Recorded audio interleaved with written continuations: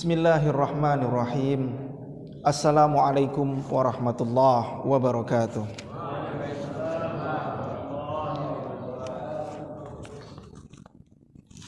Alhamdulillahi rabbil alamin. Lahun ni'matu wa lahul fadlu wa lahul thana'ul hasan. Salawatullahil barrir rahim wal malaikatil muqarrabin ala sayyidina Muhammadin thahal amin wa ala alihi wa ashabihi at-tayyibin at-tahirin. Allahumma la sahla illa ma ja'altahu sahla wa anta taj'al wahabna ya hayy ya qayyum idza syi'ta sahla. Rabbi shrah li sadri wa yassir li amri wahlul 'uqdatam min lisani yafqahu qawli.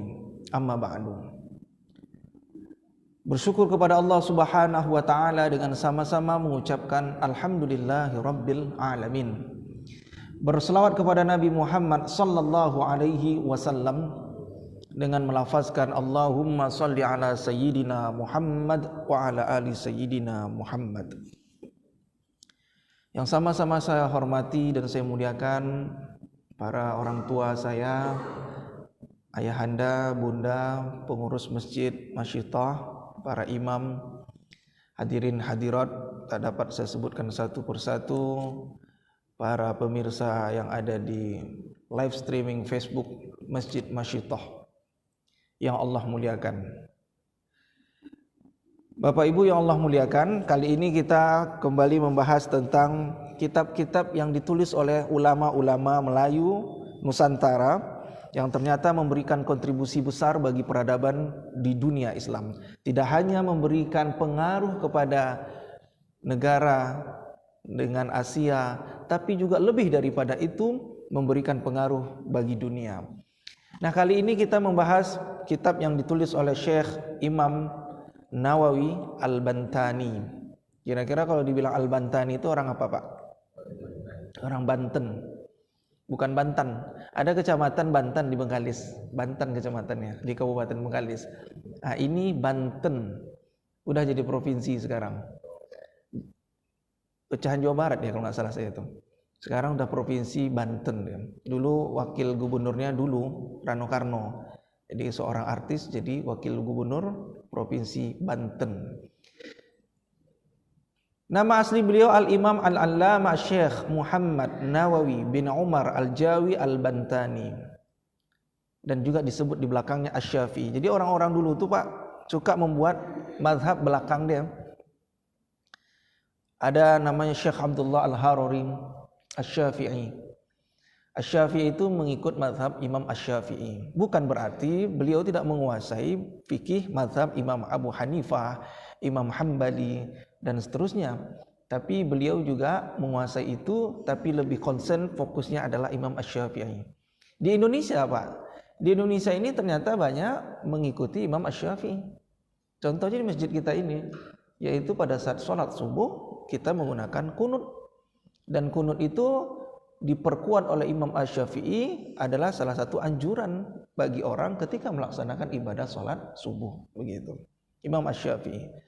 Tapi terkadang belakangan sudah mulai digores, sudah mulai dihilangkan oleh kelompok Wahabi yang mengatakan kunut haram, entah dari mana pula hadilnya. Nah, jadi sengaja saya membuka kitab ulama Melayu yang dekat dengan kita, yang kurang lebih beliau itu wafatnya pada tahun 1813 Masehi. Sekarang 2022 Masehi atau 1230 Hijrah. Sekarang 1440 Hijrah. Jadi ulama-ulama kita dahulu, orang-orang tua kita masih ingat nggak Pak? Kita ngaji di surau-surau, ya kan, di langgar. Namanya dulu langgar Bu, bukan kita sholat di langgar, enggak, tapi memang langgar nama ibadah dulu. Ingat dulu bahwa kitab-kitab kuning atau kitab-kitab Al-Quran, ba'da maghrib tidak ada yang keluar rumah kecuali ke surau laki-laki.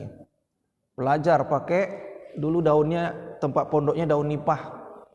Kemudian bawa lampu cerocok yang pakai minyak tanah.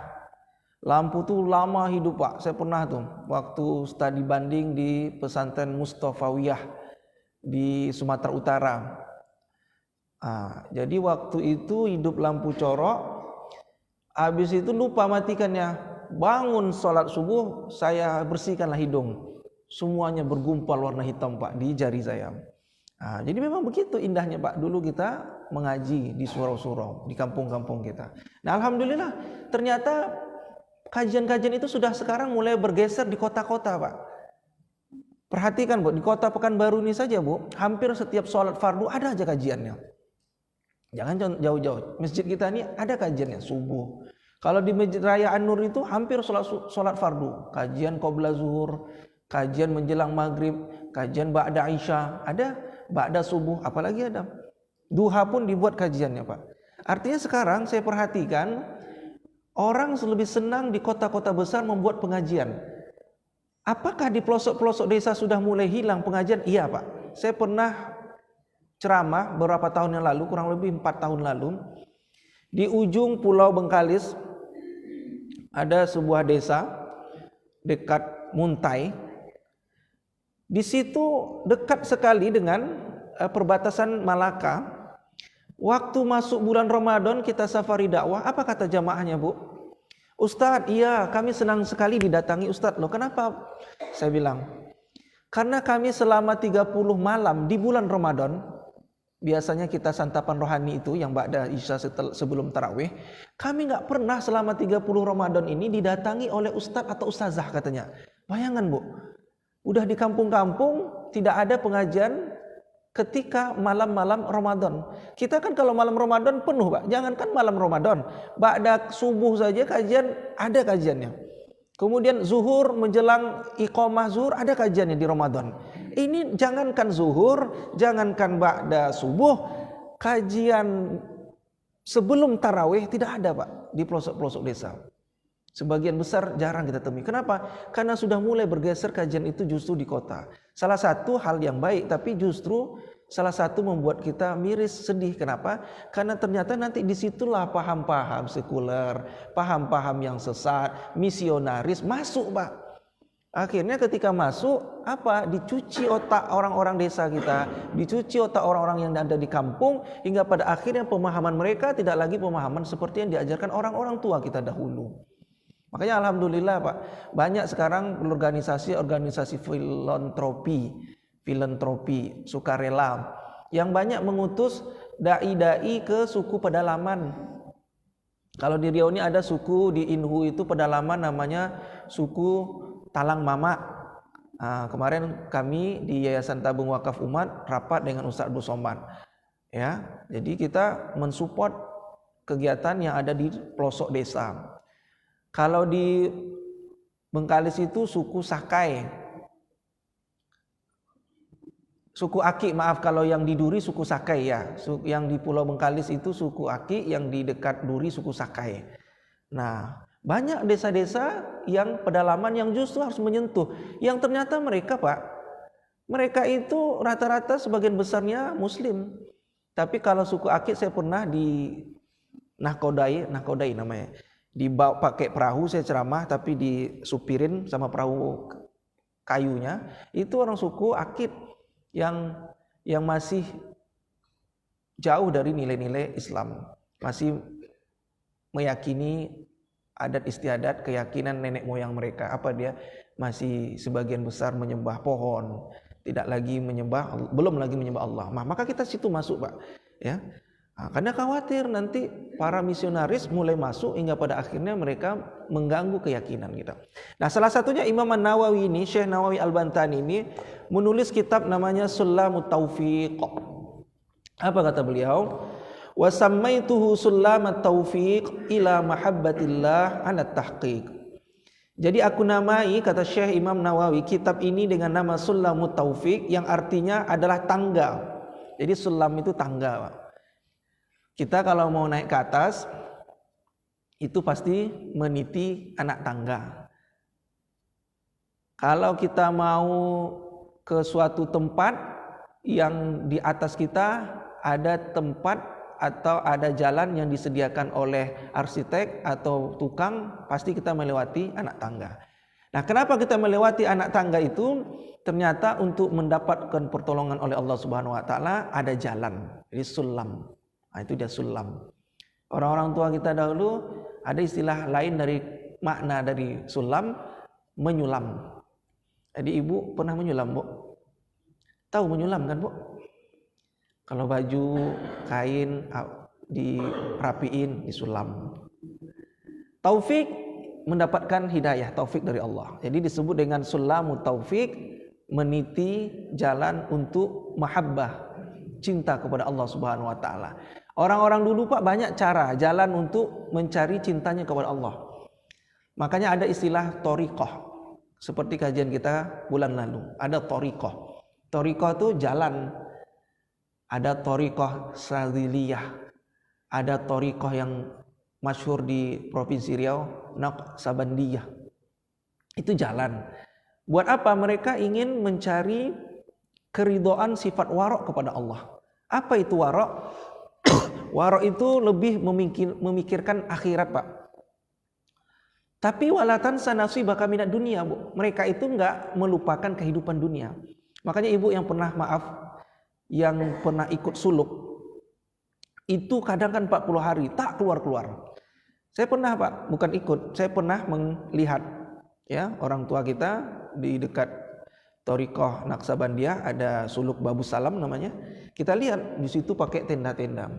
Jadi mereka ingin warok Pak, mengesampingkan dulu kehidupan dunia ini, mereka mahabbah, mendekatkan kecintaan mereka kepada Allah Subhanahu wa taala. Kenapa mereka lakukan? Merasa dulu semasa muda melakukan jauh daripada Allah misalnya, atau ingin memperkuatkan keimanan kepada Allah Subhanahu wa taala. Nah, itu thariqah, jalan untuk mendekatkan diri kepada Allah. Macam-macam, ada yang berpuasa, ada yang berzikir, ada yang mengkhatamkan Quran. Yang lebih banyak itu mengkhatamkan Quran. Itu salah satu bentuk tarbiyah, pendidikan mereka untuk bisa mendekatkan diri. Keluar mereka dari thariqah atau bersuluk, maka perhatikanlah Pak, jalan mereka diatur. Kemudian tutur katanya diatur. Nah, sama ketika Bapak Ibu yang pergi haji kemarin selama 43 hari di kota Mekah, di kota Madinah, sesungguhnya kalau jamaah haji seperti yang saya sampaikan dengan jamaah haji saya, Bapak Ibu, sesungguhnya kita ini digembleng, dibina, dididik selama 43 hari di Mekah dan di Madinah supaya pada saat kita balik ke kampung, balik kita di tanah air kita harus aplikasikan, terapkan apa yang kita dapat ketika di Masjidil Haram dan di Madinah. Apa Bapak Ibu jamaah haji yang pernah didapat ketika di Mekah dan di Madinah? Ketika kita waktu-waktu ibadah sholat, kita justru dari hotel, bahkan sholat 2 jam lagi. Saya pernah tuh Pak, bukan 2 jam, 3 jam sholat Jumat jam 12.30. Jam setengah 10 udah jalan kita Pak. Kenapa? Karena bus sholawat namanya, bus yang diberikan negara gratis, itu jam 10.30 udah tutup Pak. Mengapa? Karena ketika mau sampai di Masjidil Haram itu sudah ditutup akses untuk mau masuk ke Masjidil Haram. Ramai orang Pak ingin sholat di Masjidil Haram, sholat Jumatnya. Bayangkan Pak, 3 jam sebelum sholat Jumat sudah berbondong-bondong orang dari hotel, meninggalkan aktivitas hotel, meninggalkan kenikmatan, kenyamanan yang ada di kamar hotel untuk pergi sholat secara jemaah. Nah, tradisi yang dilakukan, diambil oleh jamaah haji itu berburu, bergegas untuk sholat secara jemaah, maka dipraktekkanlah ketika berada di tanah air. Itulah kunci daripada al-hajju mabrur, haji yang mabrur. Begitu juga ketika jamaah di Masjid Nabawi di Madinah Al-Munawwarah sering sekali sholat secara jamaah. Tak hanya sering sholat jamaah, mereka mengunjungi makam Sayyidina wa Maulana Muhammad SAW. Maka itu harus kita praktekkan. Ustaz, kami di tanah air tak bisa mengunjungi makam Nabi Muhammad. Maka cara untuk mempraktekkan, memuliakan Nabi Muhammad SAW, selalulah mengucapkan sholawat kepada beliau. Nah, yang kita didik, dibina selama 43 hari di kota Mekah, di kota Madinah harus dipraktekkan di tanah air. Itulah kunci orang haji mabrur. Makanya jangan heran Pak, kita lihat ada Pak Haji baru pulang, rajin dia sholat jamaah di masjid kita. Enggak Ustaz, kami lihat Pak Haji itu tak mau sholat. Pas ditanya kenapa tak mau sholat Pak Haji, bekal pahala saya sudah banyak Ustaz. Tak betul begitu. Walaupun sholat di Masjidil Haram itu 100.000 kali lipat pahalanya di luar daripada Masjidil Haram, bukan berarti tak mau pula sholat selama 100.000 kali di sini. Enggak, itu salah. Maknanya adalah apa yang kita dapat selama jamaah kita di Masjidil Haram dipraktekkan di situ. Itu yang mendapatkan kunci haji mabrur. Jadi haji mabrur itu bisa dilihat dari aktivitas kita Pak. Balik kita ke tanah air, apa yang kita lakukan? Di tanah suci itu pada saat kita wukuf di padang Arafah, menangis kita bermuhasabah kepada Allah Subhanahu wa taala. Nah, kita praktekkan meskipun kita tidak di padang Arafah, ibu praktekkan di sepertiga malam, ibu ambil sajadah, bentangkan sebelumnya berwudu lalu minta kepada Allah Subhanahu wa taala. Banyak Pak, di tempat-tempat Mekah itu mustajab. Tapi ketika sampai di tanah air juga bisa kita lakukan tempat-tempat mustajab. Contoh, ibu yang pernah umroh misalnya atau haji, ada tempat mustajab itu namanya multazam. Multazam tuh dari Hajar Aswad, sekarang udah dibuka tuh Hajar Aswad tuh. Lihat aja yang ada di TV kabel, mubasyaron atau di YouTube. Klik aja siaran langsung Masjidil Haram. Nah, sekarang udah dibuka, Hijr Ismail udah buka. Multazam itu antara Hajar Aswad dengan pintu Ka'bah. Antara itu, dia nggak terlalu besar, kurang lebih seperti inilah. Nah, itu namanya multazam. Orang berdoa di situ diijabah oleh Allah Subhanahu wa taala. Banyak contoh-contohnya jamaah Pak ketika berdoa di situ diijabah oleh Allah. Itu pertama. Yang kedua Hijr Ismail yang lingkaran itu Pak. Dekat tempat hentakan Ismail alaihissalam kehausan, saat itu mengalirlah air, lalu Siti Hajar ibundanya Ismail dikumpulkan air itu dengan mengatakan ya Zamzami, ya Zamzami, berkumpullah, berkumpullah. Maka ya Zamzami itu menjadi nama sebuah air yang kita kenal dengan nama air Zamzam. Nah, itu Hijr Ismail. Kalau di Madinah ada Masjid Nabawi namanya Raudhah, ma baina baiti wa minbari raudhah min riyadil jannah. Antara rumah Nabi sekarang jadi kubur Nabi dengan mimbar Nabi itu raudhah, tempat mustajab. Nah, itu Pak pernah kita lakukan berdoa multazam, berdoa di Hijr Ismail, berdoa di raudhah, tempat mustajab juga bisa kita praktekkan di Indonesia atau di kampung kita di Pekanbaru ini. Apa dia? Di sepertiga malam wa minal laili fatahajjat bihi nafilatan lak. Kita berdoa kepada Allah Subhanahu wa taala dan di situ di tempatnya mustajab. Jadi banyak Bapak Ibu didikan tarbiyah, dididik kita, digembleng kita ketika kita berada di kota Mekah dan Madinah. Begitu juga teman-teman kita yang bersuluk bertorikoh. Nah, selamu taufik ini salah satu cara untuk mendekatkan pertolongan kepada Allah Subhanahu wa taala. Dan uniknya Bapak Ibu yang Allah muliakan, Syekh Imam Nawawi Al-Bantani ini ketika menulis, dia mengawali dengan makna syahadat, Pak. Kita selalu mendengar makna syahadat, tapi jarang sekali orang memahami secara terperinci makna syahadat. Syekh Imam Nawawi Al-Bantani ini ulama yang dari Banten yang ternyata dia Pak setelah saya baca juga pernah menjadi imam di Masjidil Haram Mekah Al-Mukarramah. Jadi pertemuan kita sebelumnya ada seorang imam namanya Syekh Ahmad Khatib Al-Minangkabawi dari Minangkabau, Sumatera Barat yang pernah menjadi khatib dan juga imam Masjidil Haram Mekah Al-Mukarramah. Ternyata Syekh Imam Nawawi Al-Bantani ini juga pernah menjadi imam Pak di Masjidil Haram Mekah Al-Mukarramah. Bayangkan Pak, orang kita dipercaya menjadi imam di Masjidil Haram Mekah Al-Mukarramah. Kan hebat gitu Pak. Makanya saya beberapa masjid sudah saya ingin praktekkan, mengkajilah kita kembali kitab-kitab ulama Melayu yang ada di Nusantara ini supaya anak-anak kita tidak meninggalkan ulama-ulama kita. Yang pernah saya sampaikan beberapa bulan yang lalu Pak, anak-anak yang umur kelahiran 2008, mahasiswa sekarang kan 2008 kelahirannya, umur 17. Tak tahu tulisan Arab Melayu, tak semuanya, sebagian tak tahu tulisan Arab Melayu, Pak, Arab Melayu. Makanya ketika di kantor gubernur itu kan tertulis kantor gubernur Riau. Di bawahnya kan ada kantor tulisan Arab Melayu kan, kantor gubernur Riau.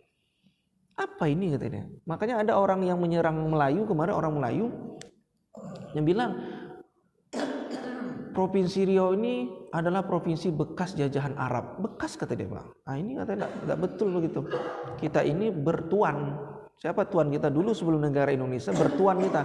Seorang sultan. Sultan Syarif Qasim. Yang stempelnya itu Pak, saya lihat stempelnya itu mengikuti stempel Khalifah Utsmaniyah kala itu.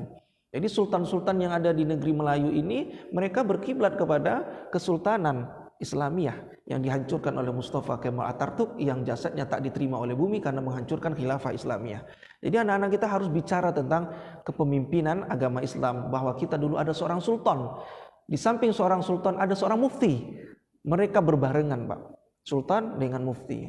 Nah, Syekh Nawawi Al-Bantani ini membuat makna syahadat. Apa kata dia? Wa makna asyhadu an la ilaha illallah. Dan makna aku bersaksi itu apa kata dia? Adalah anta'alama wa ta'taqida wa tu'mina wa tusaddiqa. Ada 4 makna syahadat itu Pak. Bayangkan Pak. Pertama, dia mengatakan kamu mengetahui, anta'alama, Kamu mengetahui bahwa Allah Subhanahu wa taala itu ada. Kemudian tak cukup mengetahui, Pak. Tapi wa ta'taqida, engkau meyakini dalam hatimu. Yakin itu dalam hati, Pak. Aku ni yakin betul Pak Haji ini luar biasa. Yakin dalam hati, Pak. Tadi sholat subuh Bapak niatnya dalam hati. Ada beberapa mazhab menyebutkan nggak apa-apa pakai mulut. Ketika niat dalam hati, yakin kita sholat subuh 2 rakaat kita persembahkan kepada Allah. Maka keyakinan itu kita tancapkan, hujamkan dalam hati. Maka Syekh Nawawi Al-Bantani katakan makna syahadat tak cukup daripada makna mengetahui, tapi wa anta ta'taqida. Engkau meyakini. Tak cukup meyakini, wa tu'mina, kau mengimani. Tak cukup mengimani, wa tusaddiqa, dan engkau percaya. Apa yang kita ketahui, yakini, imani, dan kita percayai? Allah ma'buda bihaqqi fil wujud illallah. Kita percaya, kita ketahui, kita imani, kita yakini, dan kita percayai bahwa Allah Subhanahu wa taala adalah Tuhan yang berhak kita sembah. Ini keyakinan kita, Pak. Bahwa tidak mesti saja seseorang itu tahu Allah. Banyak, Pak, orang munafik tahu Allah. Abu Jahal itu tahu Allah, Pak. Abu Lahab tahu Allah, tapi nggak cukup dia tahu Allah, tapi dalam dirinya dia tidak mengimani, dia tak tu'mina, tak mengimani Allah Subhanahu wa taala Tuhan yang berhak disembah. Orang-orang munafik itu, Bapak Ibu yang Allah muliakan, dia tahu Allah Subhanahu wa taala, tapi dia tak meyakini bahwa Allah Subhanahu wa taala berhak disembah. Makanya banyak orang-orang menghancurkan agama Islam justru dari dalam, dari orang-orang munafik. Maka pantas dalam 114 surah itu, Bu, 30 juz ada surah khusus Allah persembahkan kepada orang munafik. Persembahkan bukan berarti Allah cinta kepada orang munafik, enggak. Supaya kita orang-orang beriman ini tahu bahwa orang munafik itu berbahaya. Mbak, kata orang-orang dulu, orang tua kita, musuh dalam selimut, menggunting dalam lipatan. Sangat berbahaya dia. Menikung dalam jalan. Nah, itu orang-orang munafik itu, Pak. Makanya di Aceh itu yang menghancurkan dulu, kejayaan Aceh dulu, pernah Aceh itu hancur, Pak. Namanya sulit, saya lupa sampai sekarang. Namanya Snok itu, siapa nama itu? Yang menghancurkan Aceh. Makanya di Aceh itu, Pak, kalau ada fahaman-fahaman sesat, ketat mereka, Pak. Kenapa? Karena Aceh itu dikenal dengan negeri Serambi Mekah, miniatur Mekah. Makanya ada pahaman Wahabi kemarin masuk di situ, dikat sama orang-orang fatwa situ mufti. Karena mereka harus steril, Pak. Mereka trauma, pernah kejadian dulu di masa lalu ada seseorang munafik yang menghancurkan keyakinan rakyat Aceh. Kayak sekarang kita kenal Aceh negeri Darussalam, kampung keselamatan. Harus diselamatkan rakyat Aceh. Makanya lihat, Pak, hukum mereka tak sama seperti kita di Pekanbaru. Hukum mereka tak sama di Pekanbaru, dan di situ dibolehkan oleh undang-undang di Indonesia. Dibuat undang-undang khusus otonom Aceh. Jadi orang itu dicambuk, hukum Islam dipakai, Pak. Makanya ada di situ namanya mahkamah syariah. Kalau kita kan mencuri di sidang, bawa pengadilan, setelah bawa pengadilan divonis. Kalau mereka enggak, Pak. Di situ diterapkan penerapan hukum Islam. Ada undang-undang khusus pada Aceh, begitu. Tidak hanya kita mengetahui Allah Subhanahu wa taala berhak disembah, tapi kita yang kedua apa, Bu? Kita harus yakini bahwa Allah Subhanahu wa taala berhak disembah. Cukup pas itu belum? Kita imani dan kita percayai bahwa Allah Subhanahu wa taala berhak kita sembah. Ibu bapak mungkin sudah pernah saya sampaikan. Beberapa bulan yang lalu kami ada grup di WhatsApp, grup Ustadz Sunan Mustafa namanya. Jadi adalah teman saya Ustadz Suwandi Aksi Indosiar, WA di grup itu. Dia bilang waktu selesai khotib Jumat di salah satu masjid di depan Indrogosir Jalan Soekarno-Hatta. Jadi ada bapak-bapak, Pak, berkeliaran lagi sholat Jumat. Risih lah Ustadz Suwandi, lalu ditanya ke jamaah, kenapa bapak tetap sholat? Padahal dia normal, Pak, bukan orang gila. Lalu jamaah bilang, sudah lama ada begitu, Pak Ustadz. Kenapa? Dia tuh nggak mau sholat sebelum lihat Allah, katanya. Begitu katanya, Pak. Dia tuh nggak mau sholat sebelum lihat Allah. Kan bahaya pemahaman ini, Pak. Bayangkan, Pak, jika bapak ini punya bini, dia punya istri, dia satu, dipengaruhi istrinya, sesat istrinya. Iya kalau satu istrinya, kalau bini dua bisa sesat lagi. Anaknya misalnya 3, sesat 5 orang misalnya, di rumah tuh disesatkan, Pak. Dan itu kejadian di Pekanbaru. Dia nggak mau sholat sebelum lihat Allah. Sebenarnya ini bukan baru bagi saya. Saya sebelumnya sudah pernah juga waktu mahasiswa melihat pemahaman orang seperti ini. Dia dalilnya seperti ini, Pak. Dia meyakini dari 114 surah 6.666 ayat 30 juz. Dia tak meyakini dalam Al-Quran itu 30 juz itu tak ada solat itu diawali dengan takbiratul ihram dan diakhiri dengan salam. Gak ada. Ibu bukalah dalam Al-Quran, Bu. Al-Quran, Bu, yang kita punya. Tak ada solat yang kita lakukan tadi subuh, zuhur, nanti asar dan seterusnya. Solat itu diawali takbiratul ihram dan diakhiri dengan salam. Gak ada, Pak. Coba buka. Paling ayatnya wa aqimus shalah wa atuz zakah. Kan gitu. Dirikanlah salat dan tunaikan zakat. Atau wa aqimis shalata lidzikri, dan dirikanlah salat untuk mengingatku. Jadi ingat aja Allah gini ya. Udah salat dah. Mulai terpengaruh Bapak kan? Ya juga nah, berarti percuma nah salat. Nah, ini orang pemahaman setengah-setengah, Pak. Mari kita bedah, Pak, supaya tidak salah memahami. Betul Bapak Ibu, dalam 30 juz Al-Quran tak disebutkan secara terperinci solat itu diawali takbiratul ihram, ruku, i'tidal, sujud pertama, iftirash, sujud kedua sampai salam. Betul. Tapi sumber hukum Islam itu tak cukup dari Al-Quran. Sumber hukum Islam itu 10, Pak. 10. Bukan satu Al-Quran. 10.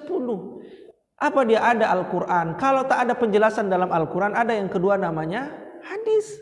Tak ada pun dalam hadis ada namanya ijma'. Tak ada pun ijma', ada namanya qiyas, ada namanya istishab, ada namanya istisdad, ada namanya qaumus sahabi, ada namanya syar'un man qablana, ada namanya dzar'un syar'ati, ada namanya uruf. 10 sumber hukum Islam, Pak. Nah, inilah kadang orang pemahaman ilmu agama hanya terpaku kepada satu sumber hukum. Meskipun itu bagus, tapi meskipun tidak ada dalam Al-Quran, ada penjelasan yang kedua, hadis.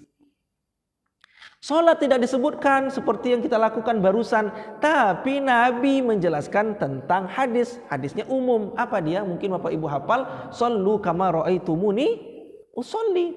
Salatlah engkau sebagaimana aku salat, kata Nabi. Sahabat, Pak, melihat Nabi salat beragam macam.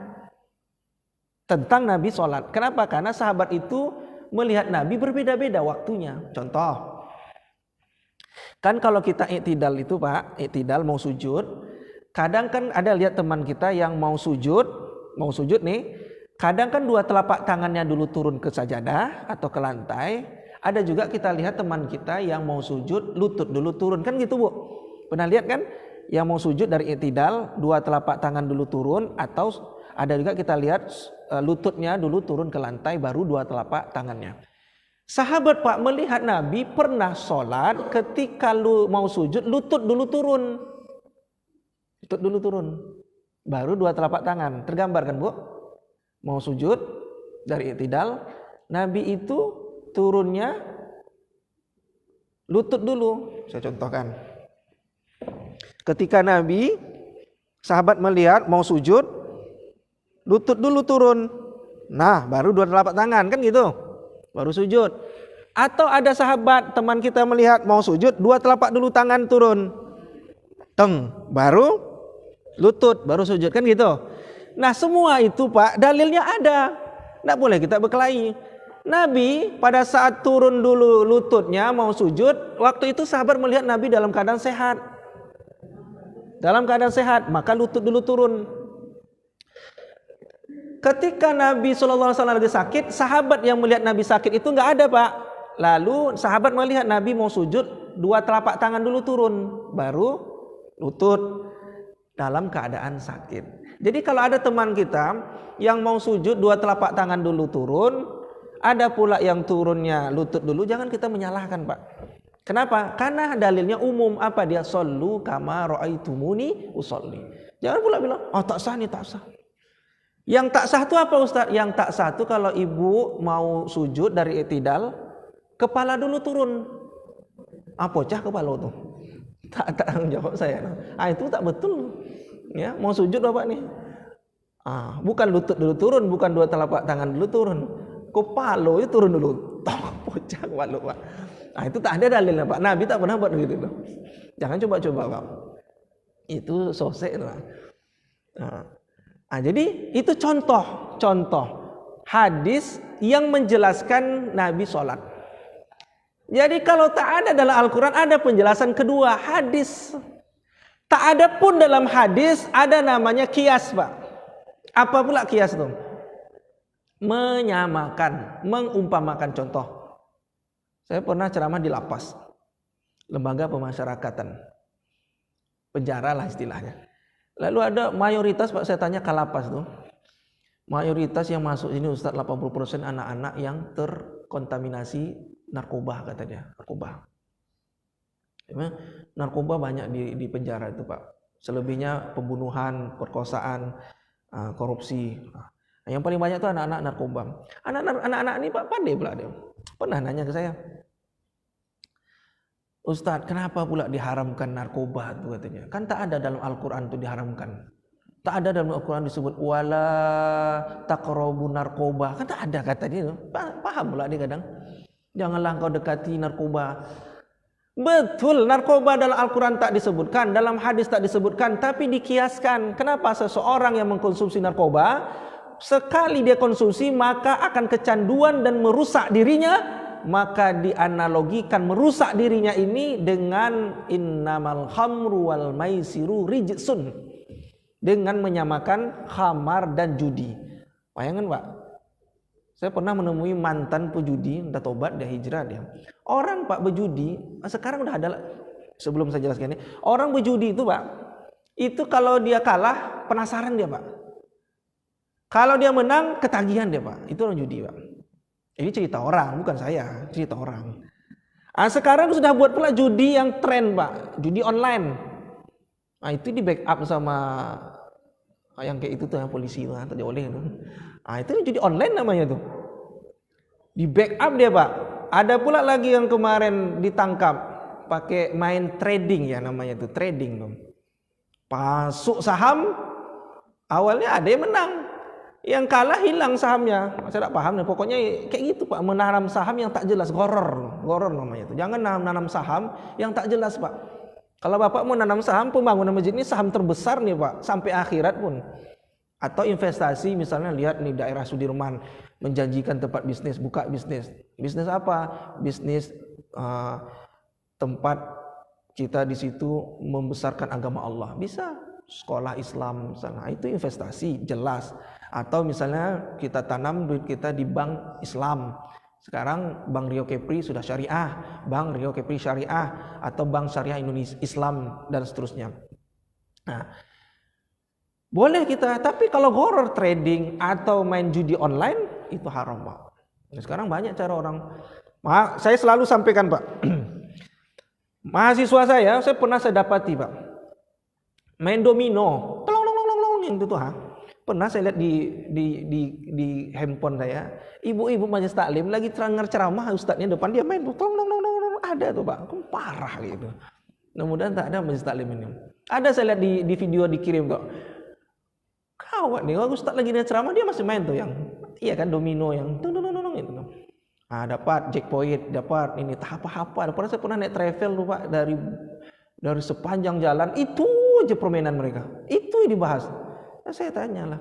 Pernah saya tanya, kamu main ini, sebelum saya hukum dia vonis apakah haram atau tidak, kamu main ini diawali pakai duit atau tidak? Saya bilang gitu. Oh enggak dong, Pak, kata dia. Enggak diawali pakai duit. Kalau enggak pakai duit berarti sama dengan permainan biasa, kan begitu. Tapi kalau terlalu lama melalaikan sholat, melalaikan ibadah, itu enggak boleh. Enggak pakai duit. Tapi ternyata ada yang main domino itu pakai duit diawali, Pak. Maka dia beli chip di konter. Nah, itu haram, Pak. Judi itu, Pak. Maka banyak sekarang polisi sudah menangkap orang-orang yang bertransaksi di konter beli chip, Pak. Hati-hati, Pak.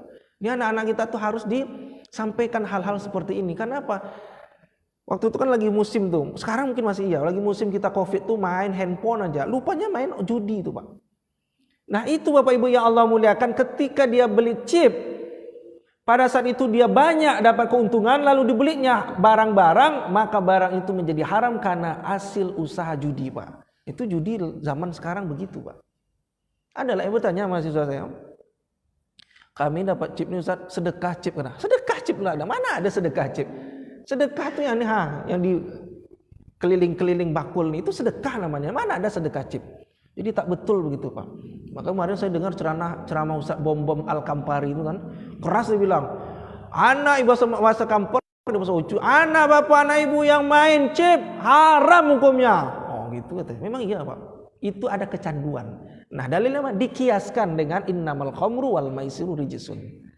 Tak ada dikias, ada ijma, sepakat para ulama. Contoh, tanggal 1 Ramadan 1444 Hijriah jatuh pada tanggal 20 November misalnya.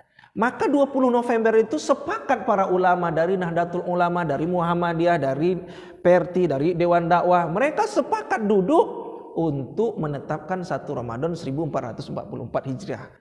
Nah, ijma kesepakatanlah para ulama. Atau misalnya ada kesepakatan fatwa ulama internasional tentang jual beli online misalnya. Maka berijma para ulama dunia. Salah satu kitab disebutkan oleh Wahbah Zuhaili misalnya. Dalam kitabnya Al-Fiqhu wa Adillatuh. Al-Fiqhul Islam wa Adillatuh.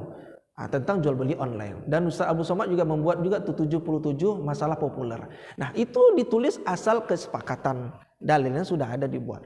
Nah, itu sumber hukum Islam yang kita ketahui 4. Sebenarnya ada lagi 6. Istishab, istisdad, qamus sahabi, syar'un man qablana, dzar'un syarati, dan uruf. Uruf itu apa? Uruf itu budaya. Contoh, orang tua-tua kita dahulu ada budaya. Budaya yang dilakukannya ketika malam pertama ada orang meninggal, malam kedua dia yasinan, malam ketiga tahlilan, malam ke-7, malam ke-40, malam 1 tahun dan seterusnya. Itu budaya-budaya yang dulu dibawa. Dan para ulama kita dahulu tidak menghancurkan itu, Pak. Tapi mereka lihat, kalau seandainya bertentangan dengan syariat, ada acara di situ menyembah selain Allah, maka dihilangkan. Tapi kalau tradisi tersebut tidak bertentangan, maka diperkuat, Pak. Orang yang mengumpul di malam pertama itu substansinya menghibur si duka orang yang baru meninggal dunia, maka kita datang. Nah, oleh para ulama mereka sepakat kebudayaan ini dilestarikan, ditetapkan, jangan dihilangkan, dipertahankan supaya apa? Supaya kita tetap datang menghibur si duka. Tak hanya kita menghibur, tapi kita dianjurkan untuk membawa sebagian rezeki kita ke rumah duka, membawa makanan atau sebagian rezeki duit. Coba perhatikan dulu, masih ingat saya Bu, almarhumah ibu saya, kalau ada orang meninggal bawa bakul yang warna coklat tuh, yang dari Lidi ada salah. Bawa isinya beras. Ingat nggak Ibu tuh? Isinya beras. Lalu dituangkan di rumah duka. Banyak tuh berasnya tuh. Begoni-goni karena hasil kumpulan jamaah atau tetangga yang datang kan begitu, yang bakul yang dari rotan tuh. Kalau dia nggak sempat bawa beras, bawa duit, diletakkan di dalam bakul si rumah duka, ditutup pakai kain atau sarung, masukin duit. Nah, itu untuk apa? Selain menghibur si duka, meringankan si duka. Kenapa? Baru saja ditinggal oleh orang tuanya, pasti mungkin rezekinya nggak ada, maka diberikan sebagian rezeki dari kita. Nah, itu salah satu tradisi, Pak. Dan jangan kita hilangkan.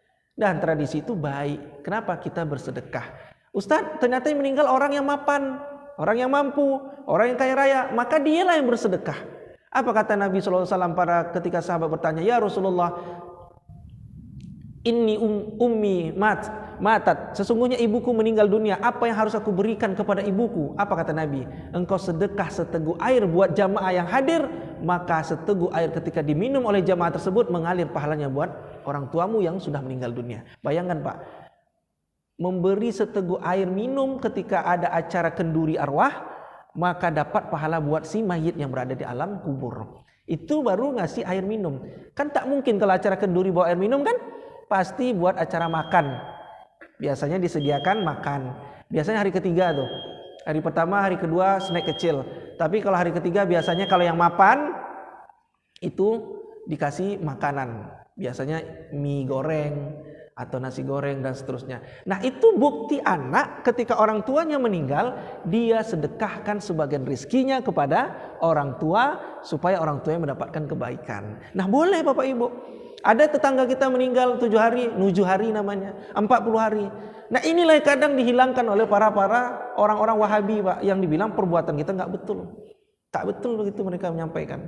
Sama juga ketika ibu berziarah, ada tradisi kita dulu ketika menjelang Ramadan, masih ingat? Menjelang Ramadan rame-rame kita buat acara berziarah. Ada di salah satu daerah, Pak, Mereka buat acara besar-besaran. Saya lupa nama tradisinya. Pokoknya menjelang Ramadan mereka berziarah. Apa namanya tuh? Akbar terakhirnya tuh. Ziarah akbar kalau nggak salah saya tuh namanya. Jadi sebelum Ramadan mereka berziarah, Pak, mengunjungi tempat kubur. Maka mereka mengunjungi. Boleh nggak? Boleh. Mana dalilnya? Nabi Muhammad SAW itu setiap sholat itu pergi ke Baqi'. Baqi' itu pemakaman yang sekarang itu dekat dengan makam Nabi, Pak. Di sisi kiri dari arah kiblat, sisi kiri kurang lebih jaraknya 200 meter, itu ada pemakaman Baqi'. Di situ ada pemakaman Ummul Mukminin Aisyah. Tapi nggak disebutkan sama polisi situ. Kalau disebutkan ini pemakaman Siti Aisyah, ramai orang mengunjungi. Tapi dia hamparan batu-batu yang lebar gitu saja. Di situ ada makamnya Utsman bin Affan. Di situ ada pemakamannya Fatimah Az-Zahra. Di situ ada pemakaman Anas bin Malik dan seterusnya. Jadi pemakaman Baqi' itu sering dikunjungi Nabi SAW. Dalilnya jelas, Pak. Nabi mengunjungi itu dan kata Assalamualaikum ya ahlil diyar minal muslimin wal musliman wa insyaallah minal lahikun. Nah, boleh kita mengunjungi tradisi yang sekarang yang sebenarnya juga dibawa oleh ulama-ulama dahulu, salafus saleh. Nah, itu uruf, Pak, tradisi. Jadi kembali ke tadi, kalau ada orang yang nggak mau sholat sebelum lihat Allah, tak betul. Makanya ketika ibu sholat tadi, ada di situ prinsip namanya ihsan, Pak. Ihsan. Apa itu ihsan? Ihsan itu anta'budallaha ka'annaka tarahu fa illam takun tarahu fa innallaha yarak. Jadi kita sholat subuh tadi, Pak. Di situ ada keyakinan dalam diri kita, kita hujamkan bahwa anta'budallah, kita menyembah Allah, kita sholat kepada Allah ka'annaka tarahu, seakan-akan engkau melihat Allah. Fa illam takun tarahu, jika engkau belum melihat Allah, fa innallaha yarak, maka Allah melihat engkau. Jadi, Bu, yakini saja ketika kita sholat subuh tadi, Pak, yakini saja Allah Subhanahu wa taala melihat kita. Udah. Jadi jangan mencari-cari Allah. Belum ketemu Allah, nggak mau sholat, tak betul. Jadi yakini aja Allah melihat kita, selesai. Allah mengawasi kita, memantau kita. Dan kapan kita melihat Allah Subhanahu wa taala?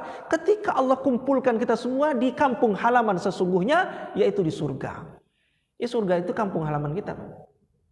Masa iya, Ustaz, kampung halaman? Iya. Nabi Adam alaihissalam diciptakan oleh Allah di surga. Makanya kampung halaman kita itu di surga. Ibu kalau balik kampung senang nggak, Bu? Senang. Dulu waktu saya di kampung, di situ kami main-main waktu kecil, Ustaz. Masih ingat Ibu kan? Masih terniang-niang. Bapak waktu hujan-hujan mandi hujan, kan gitu, Pak? Udah hanya mandi hujan, Bapak tarik pakai daun pisang. Masih ingat nggak? Daun pisang mandi hujan. Rindu kita pengen balik kampung lagi, berkumpul dengan suasana seperti itu. Masih teringat kita suara-suara air. Suara-suara air. Masih ingat kita terdengar dengan suara-suara burung asri. Masih ingat kan, Pak? Rindu kita, Pak. Rindu kita pengen balik kampung. Nah, sama kita rindu ingin balik kampung di mana? Di surga. Maka jangan berharap, Pak, balik kampung yang bukan kampung kita. Mana dia? Neraka. Nauzubillah. Maka jangan pengen bercita-cita pengen balik ke bukan kampung kita, neraka. Tapi baliklah di surga. Nah, di surgalah kita melihat Allah tanpa hijab dan jelas. Dan kita melihat Allah Subhanahu wa taala ada tanpa tempat. Kenapa Allah pilih surga kita melihat Allah? Karena Allah tahu manusia ini butuh tempat. Tempatnya untuk melihat Allah di surga. Tapi kita melihat Allah Subhanahu wa taala yang dalam surga. Allah wujudnya tanpa di surga, tanpa di luar surga. Begitulah kerennya Allah Subhanahu wa taala. Inilah pemahaman orang-orang akidah Ahlussunnah wal Jamaah, Pak. Keren kita, Pak. Bangga kita punya Allah, punya Tuhan yang tak sama dengan makhluknya. Yang tak sama dengan manusia. Kalau orang-orang yang lain itu, Pak, mengatakan Allah punya tangan, punya wajah, tak betul. Kenapa? Kalaulah andailah mengatakan Allah itu punya wajah, punya tangan, maka gugurlah dalil mengatakan walam yakullahu kufuwan ahad. Allah tak sama sedikit pun dengan makhluknya. Kalaulah orang terbayang Allah itu punya wajah, punya tangan, maka sifat manusia ini ada bosan, Pak. Hakiki ini yang namanya Tuhan.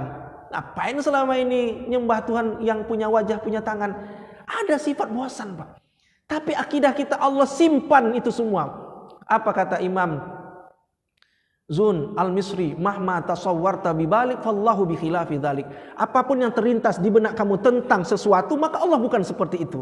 Kenapa? Karena Allah tak bisa dibayangkan. Allah walam yakul lahu kufuwan ahad. Allah laisa kamitslihi syai'. Allah tak sama sedikit pun dengan makhluknya. Allah mukhalafatuhu lil hawadisi. Allah tak sama dengan makhluknya. Dan kapan kita melihat zatnya Allah yang ada tanpa tempat, tanpa wajah, tanpa tangan, yang tanpa mirip dengan makhluknya? Ketika kita berada di surga. Makanya Syekh Nawawi Al-Bantani ini mengatakan, Allah ma'buda bihaqqi fil wujudi illallahul wahidul ahad al-awwal al-qadim. Al-qadim itu maknanya kidam, tanpa permulaan. Saya Muhammad As-Subli permulaan. Saya ini punya permulaan, Pak. Tanggal 17 Agustus 1945 saya belum ada, Pak. Belum ada. Lalu saya sekarang ada, berarti saya ada permulaan. Dan nanti saya itu bako akan berakhir atau fana. Kapan? Ketika malaikat maut mencabut nyawa saya. Allah qadim, qidam. Allah itu tanpa permulaan, tidak ada sesuatu sebelumnya. Tapi Allah juga bako, kekal. Nah, itu sifat Allah. Sementara kita makhluk itu dengan permulaan dan ada pengakhirannya. Jadi Bapak Ibu yang Allah muliakan, luar biasa Syekh Nawawi Al-Bantani menjelaskan tentang makna syahadat 2 halaman. Baru makna asyhadu alla ilaha illallah. Udah habis waktu dah. Nanti kita lanjut lagi di pertemuan selanjutnya makna syahadat yang Muhammad, begitu. Habis, Pak. Itu saja Bapak Ibu. Kalau ada yang mau bertanya persilahkan. Kalau tak ada, macam dah wangi lontong dah tercium lah sama Ibu.